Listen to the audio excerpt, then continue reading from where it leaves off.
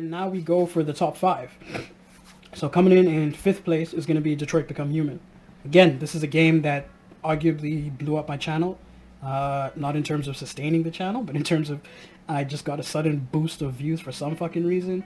I remember it was an old playthrough, and then I guess it was the pandemic or some shit, and maybe people were going through like old playthroughs and that type of shit. But yeah, I've always uploaded videos on my channel. I've mentioned this before, since like 2015. But like I just used to upload them for the fun of it, right? I was just recording gameplay, keeping track of it, recording playthroughs, keeping track of it, and just never, like I never really wanted to like publish them or do it as YouTube. But then of course 2019 came around, and then I was like, you know what? In my spare time, I might as well start like publishing this shit and putting out the videos and stuff like that. So I was like, okay. I started, I remember Ghost Recon Wildlands and Breakpoint were some of the first playthroughs that I put up on the channel. Then I put up the Detroit one. And so it sat there for like a year or two. No views, no nothing, you know, like the usual 5 views or whatever. And then suddenly, out of the blue, one of the playthroughs, the last one, the finale, got like 1,000 views or some shit like that. And I was like, damn. Maybe I could really, you know, maybe I could really just start publishing and seeing if people enjoy it, see if people like it. So I started cutting up the shorts, putting a little more work into the channel, which was basically the birth of the channel being more serious or more of like a actual channel. And then fuck, I got like fucking 2 million views, 3 million views on some of those shorts, and it was fucking wild. But again, it gained me a lot of subscribers, but it wasn't sustainable because, right, people came for that boom of Detroit Become Human, but they didn't come for, you know, the rest of the channel, the rest of the videos and that kind of thing. So it's hilarious. But so I have a special relationship with the game because of that. But going back to the actual storytelling part, it was one of the first decision-based games that I really saw with like an impact and a decision tree branch that was fucking crazy. And I still think to this day, no decision-based game has ever done what Detroit was able to, what Quantic Dream was able to do with Detroit Become Human, because of the amount of paths, the amount of choices, every character, like almost every single decision you made actually impacted the story. Because again, I love other developers, like we're gonna see next on this list, some Telltale games. But again, Telltale give you the illusion of decision making. Like they let you make decisions, but like these decision paths are not really that wide branching, right? There's like random decisions that you make throughout the game that don't mean shit. Then there'll be the odd big decision, right, which changes the path of things. Detroit, all those little small decisions meant so much. Like you could lose a character so early on in the game, and like I remember, like if you lost Kara in the beginning of the game, and you just your entire rest of the playthrough, that whole angle, right, of Kara being in the game and all that type of shit, that entire section of the game is just cut out.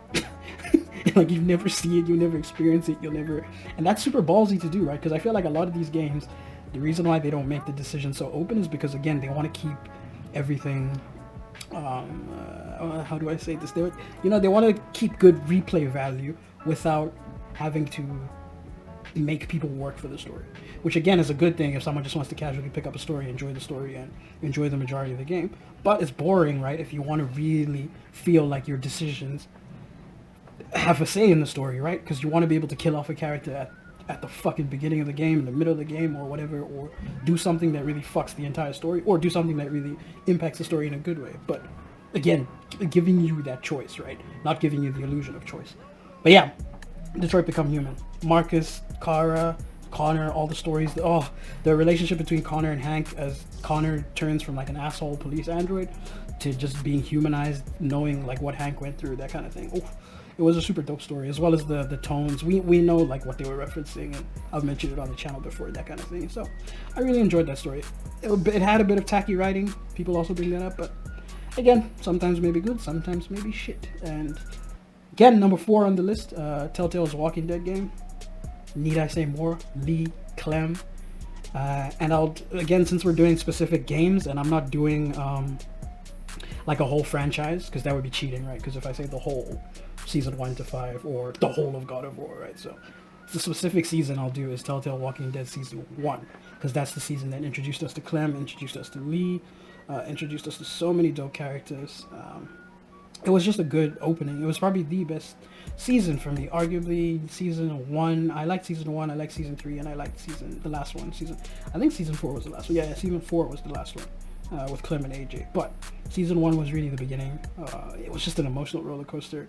It really put us in the shoes of like, if shit was to go down in like a zombie apocalypse, like how we would react. Again, seeing that little relationship between Lee and Clem, similar to what God of War did with Kratos and Atreus, similar to what The Last of Us did with Joel and Ellie. Just seeing that kind of relationship, and at this age, this stage of my life, it's kind of, it's always heartwarming to see, and super dope. Like, not to get all sappy and shit, but of course it's like inspirational, that kind of thing. So you kind of get attached to characters, like the whole father figure kind of thing, and yeah, super dope story. I would 10 out of 10, like the top 3, these are games that I have replayed over and over again. So, but if I could experience them for the first time, I would pay good money for that. Then going into the top 3 is going to be pretty obvious if you follow the channel for a long time. The top 3 consists of Ghost of Tsushima, as the Gamer2323 would call it. Again, this was the game in 2020, one of the peak years in gaming for me.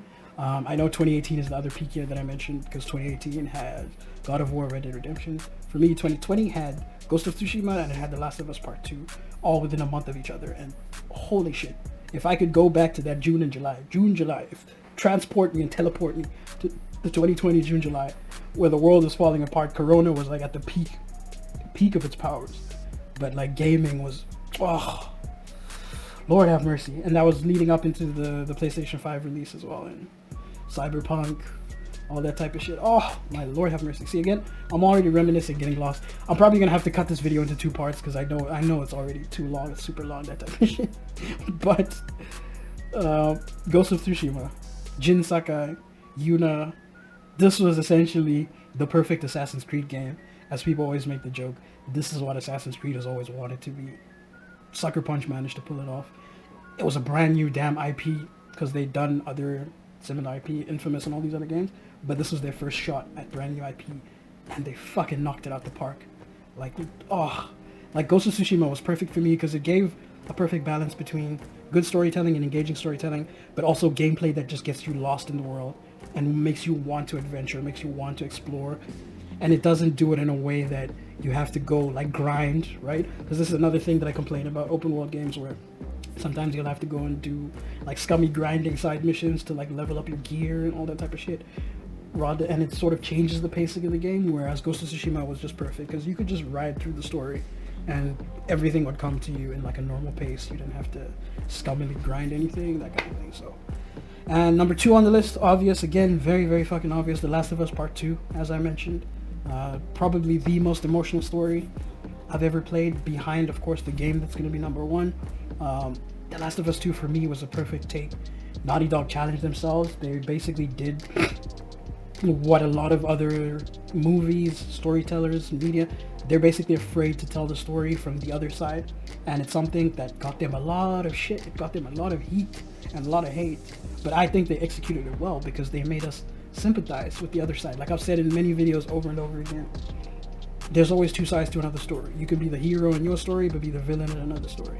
So to be able to then put your shoes in the so-called villain's feet and see how you impacted them or the actions of our game. Because again, we always play, and again, Caleb City does super funny skits, and his shit's always super funny, because you know when he does the NPCs, what it's like to be in like an NPC in a video game world or some shit like that. So basically it reminds me of one of those Caleb skits where Caleb is like, imagine you like were just a regular resident of Gotham or some shit like that, and you know all the shit was going on around you, like you were being impacted, you know, your house is getting fucking burnt down every single day, that type of shit. So imagine what it was like to be that NPC, to be on the other side of the fence, right? You get a whole different perspective, where you're now seeing the consequences of our actions that we were, you know, in the original game. So that's something that I really enjoyed.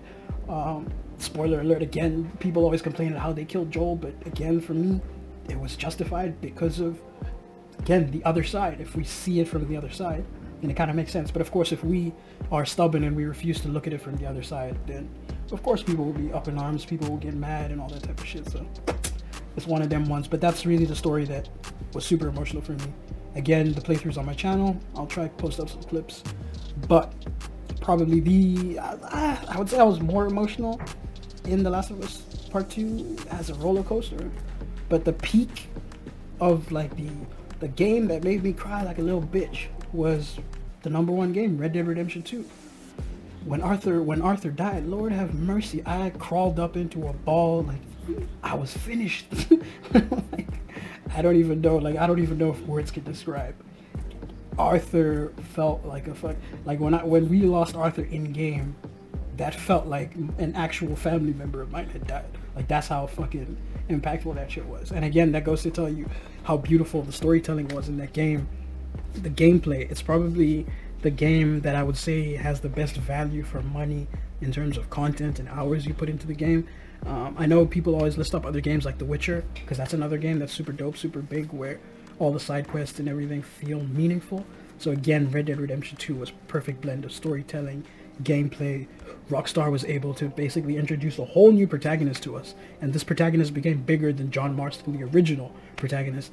And to be able to pull that shit off and make these characters even more iconic than the ones for the first game, this is something that's usually unheard of in gaming, because again, people will usually get attached to the first characters, or we get attached to the original story. So the sequels can be good, but the sequels usually rarely surpass the original, right? And this is what Rockstar was able to do with Red Dead Redemption 2. So again, at the very top of my list, Red Dead Redemption 2 is the game that I would kill a baby to play all over again. Again, I'm just kidding for anyone who takes that out of context. But again, that's the game that I would pay good money to play for the first time all over again. Hope you guys enjoyed this little video. It's a bit of a different style video coming your way. I am going to be making more of these style videos if I get time during the weekends, because again, work's been kicking my ass, life's been kicking my ass. So I've been like super busy. You would have noticed on the channel, just seeing playthroughs, because again, I've been throwing up all my old playthrough footage, reorganizing them sort of thing. So categorizing them as well, if you will. So they're just up on the channel, and anyone looking for that content, you can find it either premiering on every other Saturday, Sunday, or at the end of a month. That's when I've been throwing some of them up. But I will be coming with more like different style videos, different discussion videos, just more like value content where we can just shoot the shit. I want to hear your opinions in the comments. Maybe if I can get some people on to do like discussions or debates, that kind of thing, I'll probably do that if I can. But again, with my schedule, it all depends how that goes. But again, let me know in the comments of the video what games you agree or disagree with on the list. Let me know what games you would put in your top 10 to play all over again, if you have a top 10. And yeah, I'm trying to think, is there anything else I forgot? Housekeeping? No, that's all. As always, stay safe, stay healthy, stay blessed, stay dangerous. Peace out. Screw it! Right there. Shit! Imagine having to put down your own brother. Oh my god.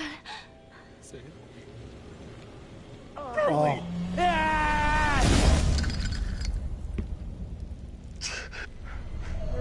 Died last time.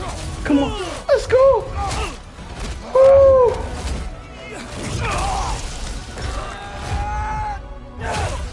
Let's go. It's those father-son moments again. Oh, but now Freya's here as well. That if you just build great games, everything would turn around. And then the great games point is the one that I wanted to argue against heavily, because what is the point of your console if it's not for games? Like, what is the point of having a console if you're just going to do Game Pass and cloud gaming? Like,